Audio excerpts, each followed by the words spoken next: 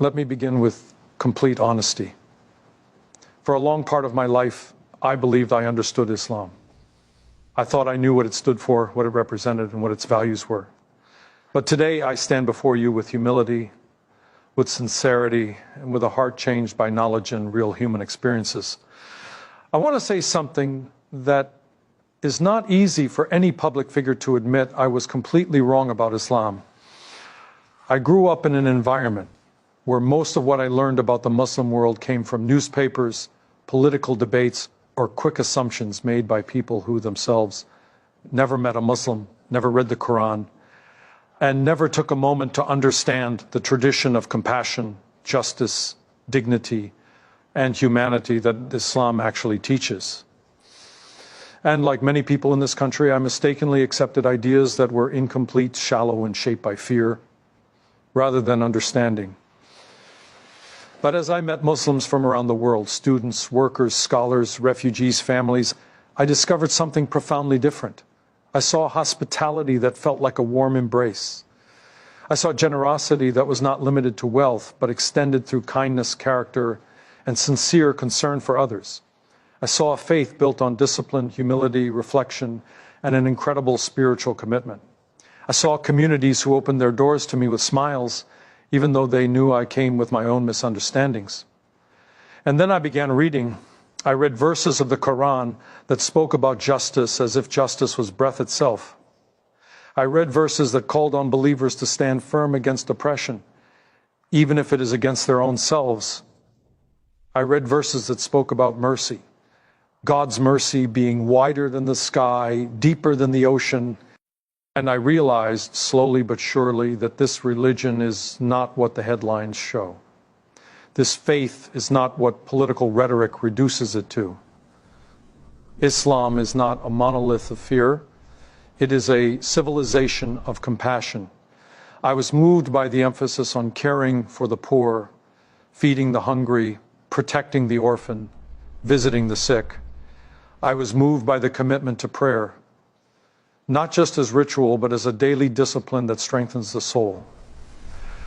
I was moved by the power of Ramadan, where millions of people willingly give up food and water, not to suffer, but to purify themselves, to develop empathy for people who have less, to reconnect with God and the world around them. And let me be clear, every time I met a Muslim family, every time I sat with an imam, every time I listened to a Muslim student explain their dreams and fears, I understood something deeper. Islam teaches peace. Islam teaches dignity. Islam teaches accountability to God for every action toward another human being. What shocked me most was the historical depth, the scientific achievements, the philosophy, the mathematics, the medicine, contributions that shape the world we live in today. The Muslim Golden Age was not only a period of knowledge, it was a period of coexistence where people of different faiths worked together under a moral vision that valued truth above ego. That deeply inspired me, but what affected my heart the most, more than books, more than discussions, more than history, were the personal stories, stories of Muslim mothers raising their children with hope in their eyes despite discrimination, stories of Muslim fathers working multiple jobs to provide dignity for their families, stories of young Muslims in America fighting stereotypes with patience instead of anger, stories of elderly Muslims who whispered prayers of peace even when the world misunderstood them. These moments changed me. They rewrote my assumptions. They taught me humility, a humility I needed.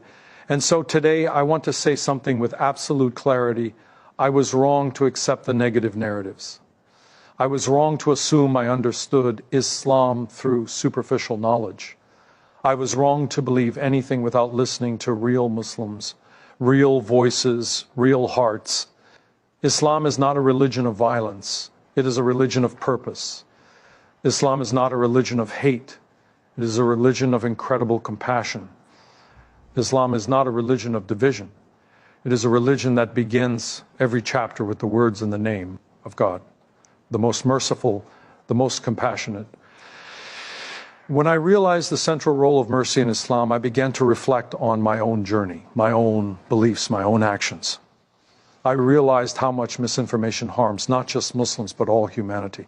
It creates divisions where unity is possible. It creates fear where understanding can flourish. It creates walls where bridges could have stood. And let me say this clearly, every nation that truly wants peace must start with honesty. And honesty requires us to acknowledge the dignity of Muslim communities, to respect their contributions, to learn from their values, and to stand against hatred and ignorance in all forms. I have met Muslim doctors saving lives. I have met Muslim teachers shaping the next generation. I have met Muslim scientists pushing the boundaries of human knowledge. I have met Muslim activists fighting for justice in ways that inspire all of us. And these people, these incredible human beings, reflect the true essence of their faith. Today, I speak not as a politician, not as a senator, not as a figure in the public eye, but as a human being who learned, who grew, who changed. Today, I speak with gratitude. Gratitude for every Muslim who taught me, corrected me, welcomed me, and reminded me that the world becomes brighter when we remove ignorance and replace it with understanding. If I was wrong before, I will not be wrong again. If I misunderstood before, I will seek knowledge now. If I accepted stereotypes before, I will challenge them loudly today, because Islam deserves respect. Muslims deserve dignity, and the truth deserves to be heard louder than fear. And so, as I continue this journey of understanding, I want to share the deeper realizations that reshape my thinking, my heart, and my purpose. When I said earlier that I was wrong about Islam, it wasn't a simple statement.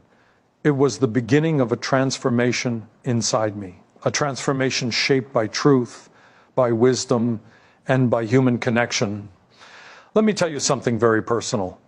When I began truly listening to Muslims, not through the lens of politics, not through filtered media narratives, but directly from their own mouths, their own lived experiences, I felt something I had never felt before. I felt the weight of my previous misunderstandings, and I felt the responsibility to correct them. What struck me most was the humility and strength I witnessed. These were not people defined by fear or anger. These were people defined by patience, faith, and resilience. I saw young Muslims facing discrimination and still choosing peace. I saw Muslim elders who had every reason to be bitter, yet they carried hearts full of forgiveness. I saw families who had lost loved ones, yet they prayed for healing, not revenge. That kind of character does not come from weakness. It comes from spiritual depth. One of the most profound moments in my journey was when I visited a masjid. I watched ordinary people walk in with calmness in their steps, as if they were entering a place not just of worship, but of peace. I saw men and women leave their worries at the door, bow their heads, and humble themselves in prayer. There was no noise, no judgment, no division, only unity. A unity built on the belief that every soul stands equal before the Creator.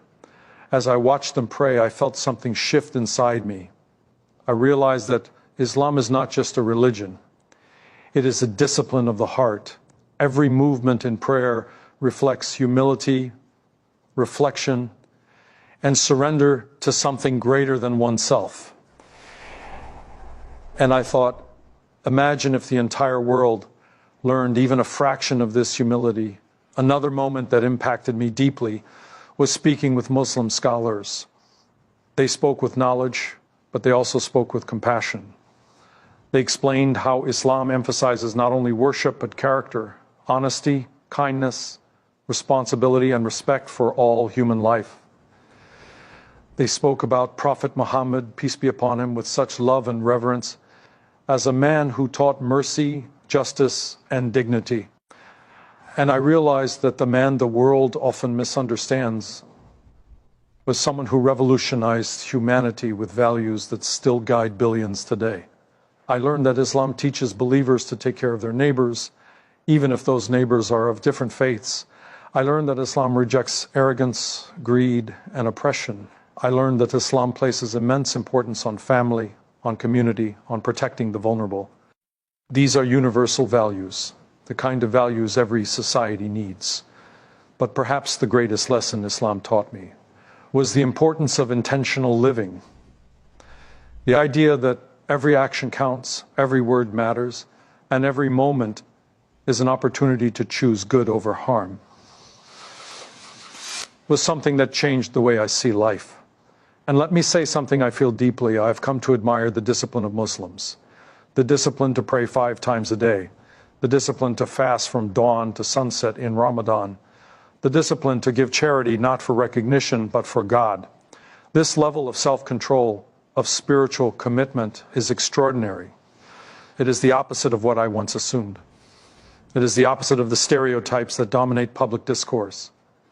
I remember speaking with a Muslim doctor who told me, "Senator, my faith teaches me that saving one life is like saving all of humanity." And I thought to myself, how could anyone who truly lives by that teaching be anything but a blessing to society? And that is when the truth settled in my heart. The problem was never Islam. The problem was ignorance. The problem was misinformation. The problem was narratives built by people who never took the time to understand. Today, I feel a responsibility, not just as a politician, but as a human being, to use my voice to challenge ignorance wherever I see it. I feel a responsibility to protect Muslim communities from discrimination, from prejudice, from fear-based rhetoric that harms innocent people. I feel a responsibility to speak up when Muslims are misrepresented, because truth demands courage. I will not stand idle when a faith of peace is portrayed as a faith of violence. I will not stay silent when Muslim children are bullied because of their identity. I will not tolerate policies that strip dignity from Muslim immigrants.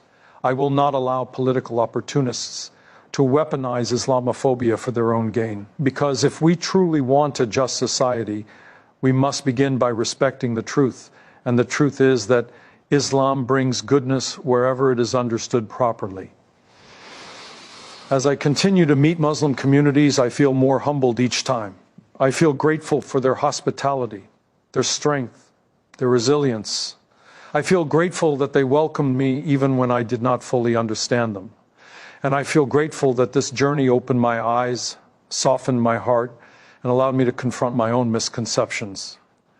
Let me end this part with a promise. I will continue learning. I will continue listening.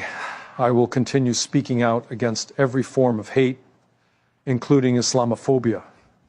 If my voice can help bring understanding, unity, and dignity to this conversation, then I will use it with conviction, because I now know deeply, truly, that Islam is a faith of wisdom, compassion, justice, and profound spiritual beauty.